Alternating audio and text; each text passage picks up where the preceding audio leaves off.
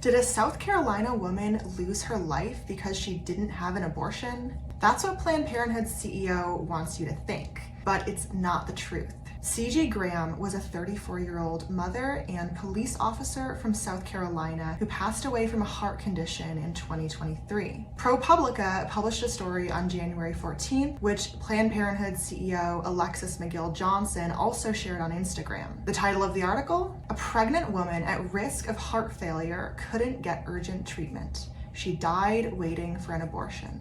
You'd think, based on the title, that Graham died because she didn't get an abortion, but that's not what happened. If you read further, you'll see that the urgent treatment they're referring to is a procedure called a cardioversion, which Graham needed to save her life. Sadly, she never got the treatment she needed because 2 cardiologists refused to perform it, apparently because Graham was pregnant. This was a decision that ProPublica admits doesn't make sense because we know that cardioversion is safe to perform on pregnant women. And likely this was the result of gaps in education. So what does abortion have to do with this story? Well, according to the article, Graham believed that she needed to get an abortion. She made an appointment for an abortion 2 weeks into the future, and while she was waiting for the appointment, both C.G. Graham and her unborn baby passed away. This story breaks my heart for so many reasons. First, because Graham and her baby should be here today. They were failed by their doctors. They were also failed by our culture, which confuses intentional killing with healthcare. And while Planned Parenthood and ProPublica's journalists seem to be trying to use this story as a way to promote abortion, they can't hide the truth, which is that abortion wouldn't have saved Graham's life, and a lack of access to abortion was not what killed her. She deserved real healthcare, not abortion.